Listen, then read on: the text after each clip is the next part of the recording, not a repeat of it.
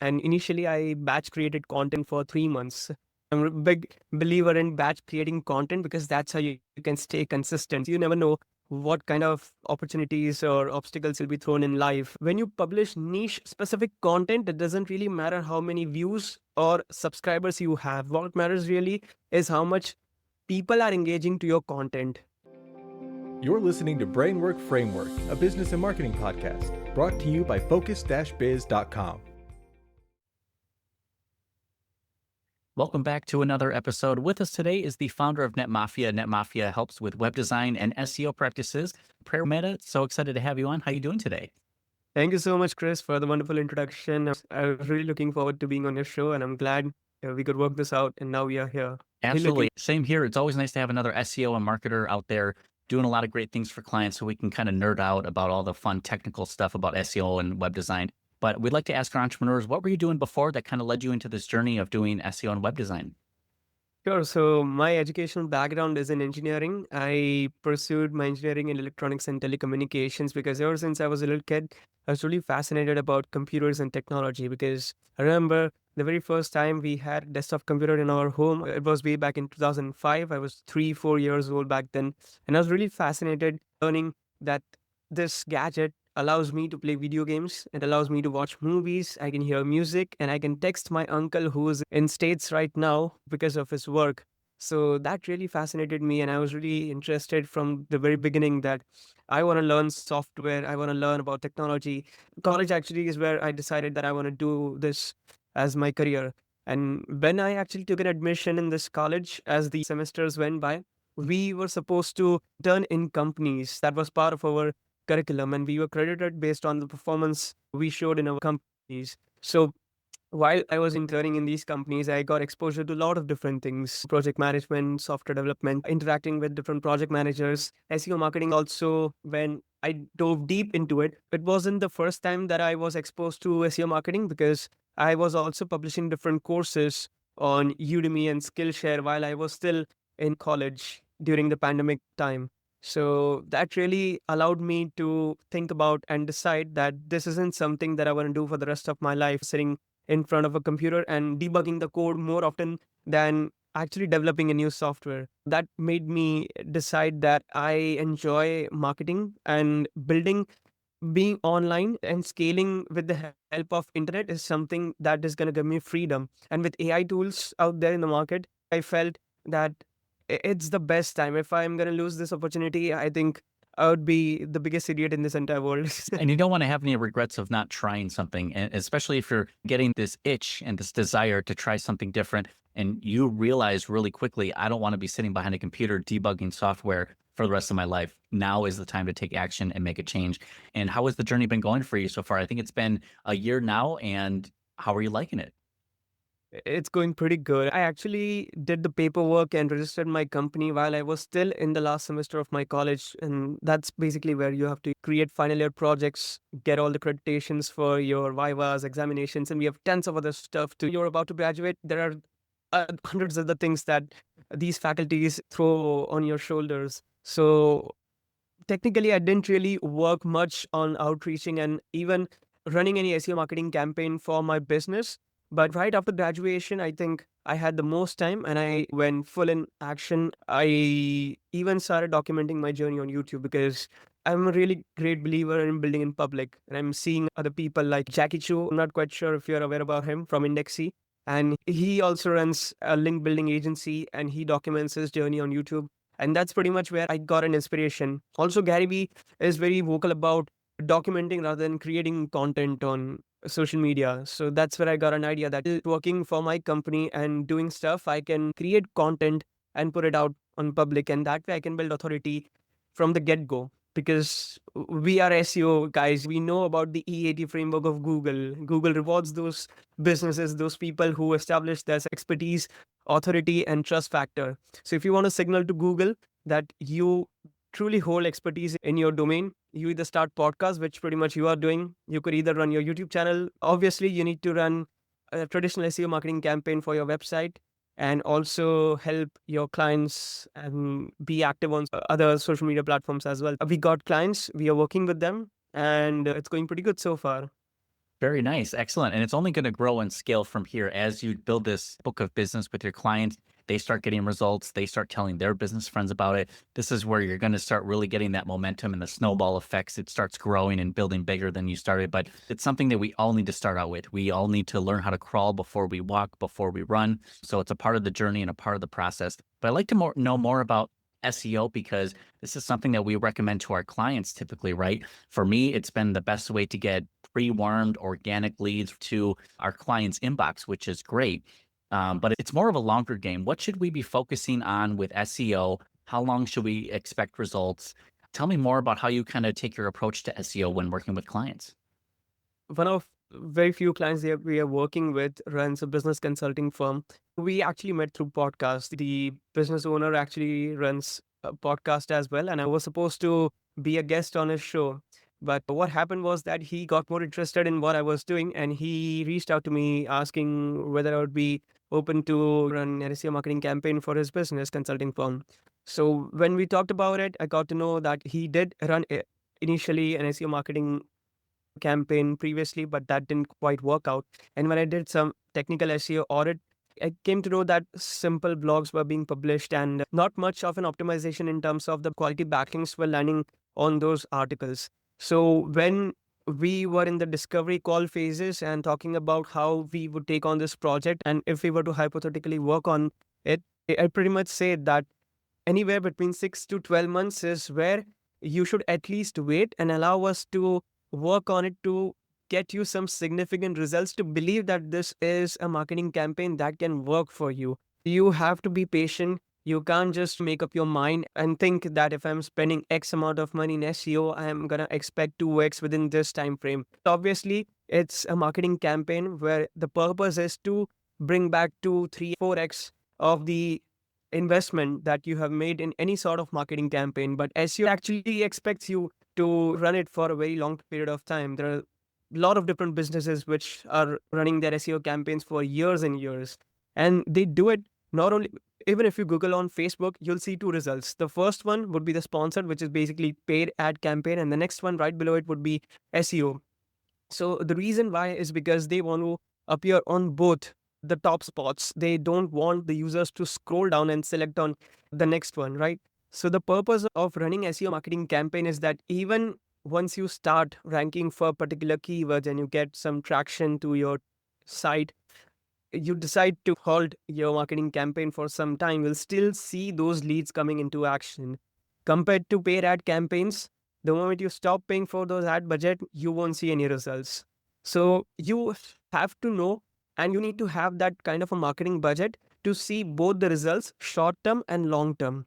While you are running that SEO marketing campaign, which is going to anyway take between 6 to 12 months, in the meantime, you should obviously run an ad campaign for you as well if you're expecting the leads to come to your site instantly. And for investing, you can't just lay all your eggs in one basket. I think for marketing also, you can't just rely all your efforts into just one campaign. You need to diversify your portfolio and be active on social media. You have to be running your email marketing because all the traffic and leads is landing on your website. If you're not capturing those lead magnets and opt-in forms, it's pretty much waste. And it would be pretty difficult to calculate ROI based on that. It's better to nurture those existing leads than to expect new leads to come back on your site every single week or month. It's best to capture those leads, run your email marketing campaigns, make those warm leads into the hot leads, and then you offer your service or products, whatever you have to offer. Yes, I completely agree. I see this mistake a lot of business owners make is that they're too focused on getting top of funnel new leads into their funnel as opposed to nurturing the leads that they currently have. And I agree completely with the difference between SEO and pay-per-click is once you stop paying for pay-per-click, your results instantly stop. But SEO can go a little bit further. And it sounds like that was a B2B client where they're selling directly to businesses, which is a little bit harder because even that sales cycle is 8 to 15 months. So you really have to focus on the nurturing and building that relationship. B2C for SEO, I feel it can be a little bit easier if they need something that's more instant. Let's say for a dentist, they typically have a need that needs to be fulfilled, but B2B, it's a different ballgame. This is something that we need to be mindful of. But now there's AI. And now Mhm. AI is coming to play. It's both taking some search results away, but it's also pulling from the internet to produce results as well. And a lot of people are using it for content creation or just copywriting. What ways are you seeing AI being used, either specifically for SEO? How do you think it can help other businesses? Or are you using it in a particular way? There are a lot of different questions packed in one. So I'll first will complete what you talked about B2B leads, even B2C and e-commerce industry or a SaaS. They make this mistake of calculating ROI based on the lead that they converted right from the Google search. But my take would be if you got that lead through SEO, you should not calculate the direct transaction, but rather calculate the LTV value of that customer or client. That way, you got that lead because of this campaign, and now it's up to you what kind of different offerings you are going to bring in future. Because of this marketing campaign, you got this lead, and because of other offerings that you'll run through email marketing or SMS marketing, you can close more. It's just like on Amazon, when you are going to purchase one product, it shows you other options that you could add other things in the cart as well. So it's pretty much the same thing. It's better to target already purchased clients or customers and target them with your offering. That way, you are going to get better ROI than to expect new leads to come back to your site over and over again. So that's one thing. Next question about AI that you asked me. Definitely, in just span of last 9, 10 months, we have seen so exponent growth in the AI technology that it's something that we have never witnessed in any sort of other technology, whether it be hardware-based technology, display. We haven't witnessed this kind of exponent growth curve in that. So I think AI is being accessible to people for free of cost, and it's becoming super easy to create content. But at the same time, it becomes so easy to create content. Even Google is smart enough to understand and update its algorithm and make changes in the algorithms that will rank only those sites which has authority signals, trust, expertise, and experience. If I were to run a PBN network and just push out blogs on a consistent basis, daily once or twice blogs, I don't think Google would rank my site unless I get quality backlinks from other sources. It doesn't matter if I truly run a YouTube channel, but even if I just have presence over there, an account or few other posts, and signaling to Google that I'm active on other platforms as well, that will help me. So I think people often make this mistake coming to the conclusion that now with AI, SEO industry is gonna be dead. No, I think it's gonna be easy, but at the same time difficult. Why? Easy in the sense of being more productive, but at the same time difficult to reiterate and come up with new strategies if something doesn't work. Because creating content, it has now become very easy and fast. We used to rely on copywriters, and even copywriters used to take time to create 1200 words of blog post. Now you can pretty much create three pieces of 1200, 1500 word length of blog posts in a single day from one copywriter who is really good at giving prompts. But the point over here is to give specific prompts to AI. Otherwise, you're going to pull out crap content from AI. Because at the end of the day, you don't have anything unique to offer. You're just going to be lost in the crowd. You have to have some unique take, some personal voice. You need your claims with data. You need to show the results with case studies. You need to show them why your opinions and your take on this particular matter matters more than what others are putting out. So AI isn't going to damage this SEO industry. In fact, it's helping us. Now, we were talking about featured snippets, Google Map Pack, and people say that if AI overviews is just going to extract out information from the website, people are not going to click on it. But that's mainly when the intent behind that search is going to be informational. When my search intents are going to be commercial or transactional, which is basically when I am on the verge of purchasing a service or product, I've pretty much decided what will AI will do. I'll need to jump on that site, book my call on a calendar, or purchase the product through their e-commerce functionality. What it's doing is basically pulling out the data from the website content that you have, and it's actually helping you rank. It's not taking away those clicks, which you might think on a surface level, yes, but at the same time, even on Wikipedia, if you see pages have different link sources where it got the data from. They cite the source, the original content where it got this data from. Because at the end of the day, AI doesn't have its own brain. It's using semantic knowledge, and that data is backed by your content present on the website. So if you want to rank, you need to focus on backlinks along with the content. We, particularly at NetMafia, have 33 different metrics that we go over to qualify the quality of a link. We don't get links from PBNs. I recently documented on my YouTube channel as well the 10 different metrics that we check that source of a link and see whether it's going to be a good for us or not. Because DR and website traffic score, it can be easily manipulated through black hat techniques. You'll find tons of other freelancers on Fiverr and Upwork which can do pretty cheap. For $50, they'll manipulate your DR rankings. Google has its own metric. What really should matter to you is, does the website have a sitemap, which is basically a structure of all the different web pages, allowing Google search engines to index those web pages faster? Does it have an about page?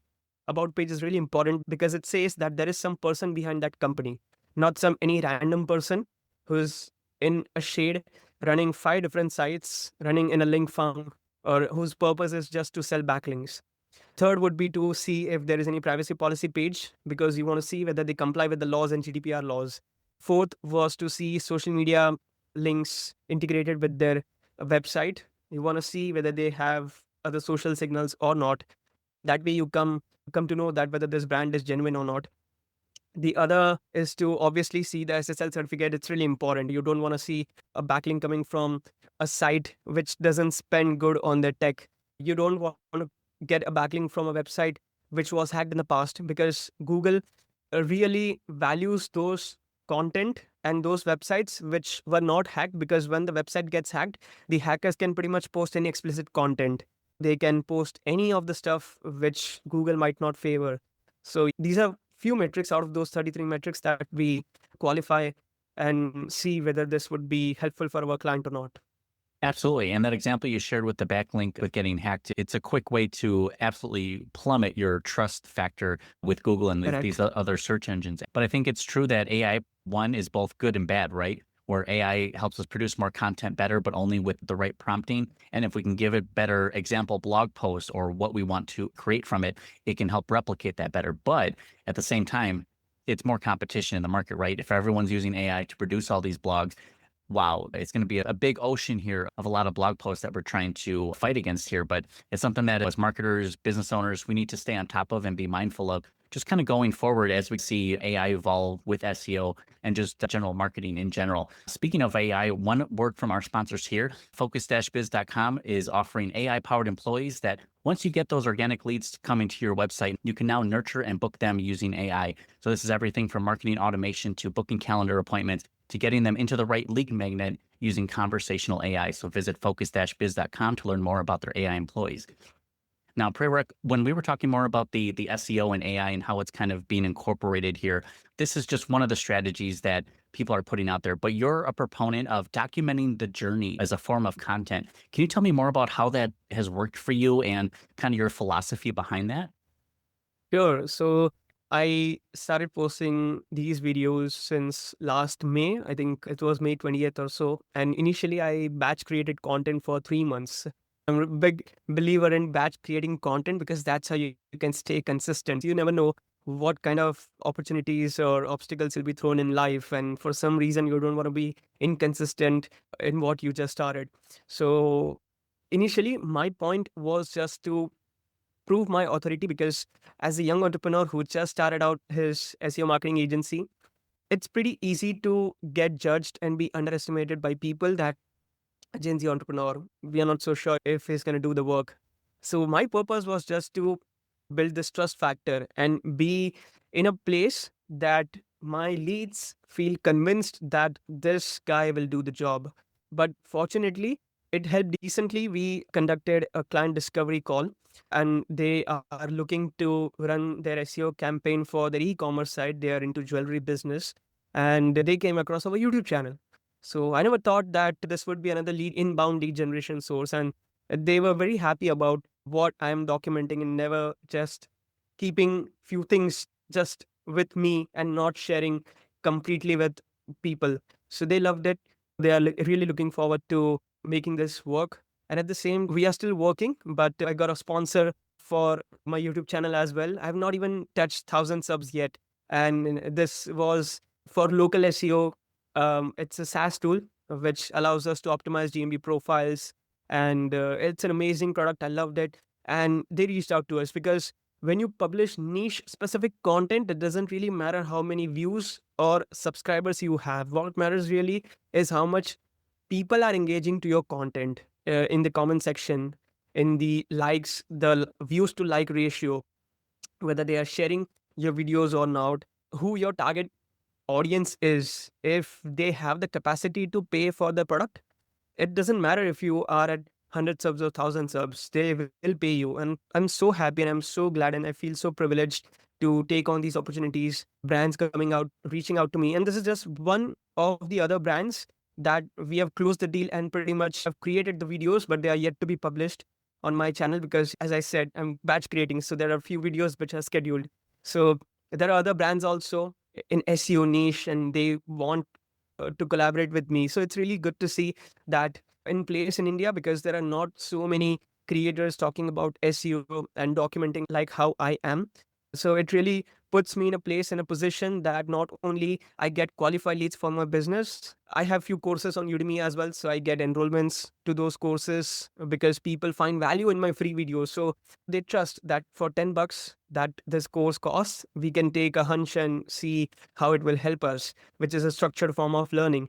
But brands are reaching out to me. So it has been really good and monetarily very beneficial to me running my YouTube channel. That is very exciting and really excited to see the growth of that channel, both as just the channel itself and a lead generation tool. It's really exciting. And one thing you mentioned earlier is the tool sponsorship is for Google Business Profile or Google My Business. They change names sometimes, but this profile, this Google Business Profile, I found is kind of a quick fix or an easy hack to kind of get a quick boost to a client's profile. Are you seeing similar results using Google Business Profile, or do you have a certain way you like to approach making optimizations? So what I would say is GMB profile optimization works really well when the business is looking for clients in the local space. Because in the map pack, it really gonna show up the results when the specific city location or the state location is entered in the Google search result. If the business is not really looking to get clients in the local niche, then it doesn't really make sense to optimize their GMB profile. Yes, it's good just to signal to Google that this business is legit and does have the authoritativeness.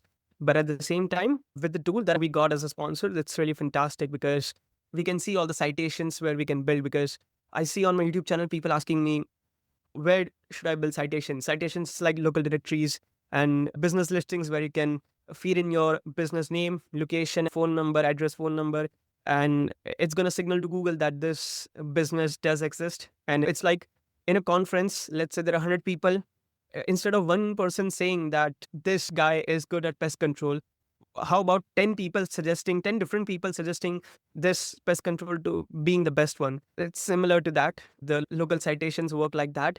And about that app which allows us to do audits, it's really affordable compared to the other. Also at the same time, it does go above and beyond what others aren't doing. It allows you to schedule the content, GBP post, photos, get reviews through their reputation management tab. You as an agency owner, you can scrape leads, you can find new leads. Basically, you just enter the niche industry and the location, and it will pop out all the low performing GMB profiles. So you can contact to them, you can reach out to them and say that we can help you. It's going pretty good so far. One of our clients who is running their own small scale business, a coaching teacher, she's working in a very limited location. And it's really good to see that others who have hundreds of reviews, like around 150, 200 reviews, and despite she having just 12 reviews, she outperformed that GMB listing just by one position, but that's fine. Just by one position, outranking the one profile which has 200 reviews. It says something that you need to have a website in place. You need to target right keywords. You need to publish content on the Google business profile as well. You need to select the right category of the business and other additional categories and list out all the services. Feed in the description for the service and products that you have to offer. If you can, list out the price, display your phone number, upload more images, videos, seeing the map pack and seeing the difficulty for those keywords, what your competitors are doing. About that app, it helps you do the competitor analysis, because in the end of the day, SEO is all about reverse engineering the top rankers and using their strategies, which is helping them rank, and avoiding those mistakes which help them downgrade their performance. So that app really allows us to see which changes they made and what were the significant results that they got from that change. So we can pretty much replicate their success and avoid their failures. Yes, absolutely. So much we can learn from doing some competitor analysis and just seeing what others are doing in that industry or the space. And again, both doing what they're doing and avoiding the mistakes that they made along the way. But it's a great way to get some insight so you can model your content after that. And I definitely agree with the batching our content together, because it just makes sense when we have 20 tabs open and our video editor and everything is all compiled together. Let's just knock out a few videos instead of bringing everything back up again and finding the folders and where the assets were at. Makes sense to batch and bulk all your content. Even myself, I was using ChatGPT to bulk create some content. Not only can you make it write the copy for you, but you can tell what keywords you want. And I also told ChatGPT to put this into an Excel sheet that fits my social media upload publisher. So I said, hey, I need a date and time in column A. I need the post copy in column B, and put the keyword in column C and give me an Excel sheet. And suddenly I had 25 social posts I could upload directly to my social media calendar. So it's crazy to see what kind of bulking and batching content together using ChatGPT or AI tools with our SEO knowledge. It just takes the game to a whole new level. It's incredible. Yeah, that's right. When creating content, batch creating content with AI tools is really fantastic. But what if you could not only create content but also schedule at the same in the same app itself? So I think it was no brainer for me. I told them that I love your product. Let's just make this work. I'm gonna film videos. You look at it, and if there's any changes, we can work out. I love it. It's very exciting. So now where can people find you online and get connected with you? Sure, any business owner who is looking to hire us to build a website for the business, or want us to take on their SEO project, they can hop over to Google and search for Net Mafia, which is netmafia.co.in. Or if they don't really have any budget to run their SEO marketing campaign, I'll be sharing a link to you, which you can mention in the pinned comment or the video description, and they can get access to my SOP guide, which goes over to different tools, free AI tools through which they can run their own local SEO campaign. And it's something I don't see a lot of other creators publishing and helping other businesses out. So this is made specifically for business owners who want to run their SEO campaign all by themselves and they don't really have any budget. If you guys do have some budget and you want to invest in your learnings, you can check out my course on Udemy. It's a nominal investment of $10. You can see hundreds of students have enrolled in my course, dozens of 5-star reviews. It's really highly rated on the platform right now as we are speaking. It's really great return on investment. If any one of you is willing to start your own marketing agency in future and want to see my journey, they can follow me on my YouTube channel. Weekly, I publish a video on my channel documenting my journey about SEO, outreaching strategies, working with clients, putting out the actual case study. So all these things I'm putting out over there. I'm not really haven't been active on my LinkedIn and Instagram lately, but I'm planning to be active soon over there as well. I post short form content educating people on how to do SEO and web design by themselves. They can just search my name followed by my company name and they'll see list of other options. They'll find my Udemy course, they'll find my website, they'll find my YouTube channel, they'll find my LinkedIn, Instagram, whatever they name it. Very nice. And we'll have all those links available down in the show notes and the description for everybody. But in the meantime, you mentioned something about the outreach strategy, being a newer business. What's been the most effective outreach strategy for you? Or has it been the content creation, or are they kind of working together right now? I think it has been podcast. The consulting firm owner that we got, my intention was just to be on his show. And I was expecting I would get leads after the show goes live and people watch and hear those podcasts. But you never know. God's plan. The host was interested in my service. So I think for me, podcast has been really interesting.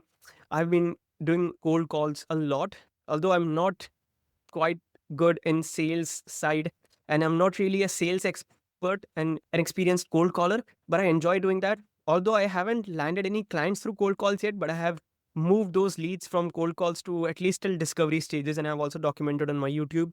I've also pretty vocal about using Loom outreach as part of our cold email strategy, because just through text you can't really show that it's you who is willing to help them. So I think Loom outreach strategy is something that has helped me. But again, they didn't really book any call with me. My best outreach strategy has been podcast, cold call, creating content. Let me put content next. Putting on YouTube, second place. Third place would be cold calls, and fourth would be email outreach. Very nice. I'm sure those numbers will change over time as you get some more data and analytics coming into it, just kind of seeing what is providing the best return on investment. But it's great to have an omni-channel approach, have some variety to it. That way you're not just relying on one. But it's a very exciting time to be watching your journey and for others to watch that journey as well. So we appreciate you coming on and sharing all your tips and tricks and wisdom with us. For all of you interested, make sure you check out the links available down in the show notes and the description here, and go ahead and get connected. Prerak, thank you so much for your time. We appreciate it.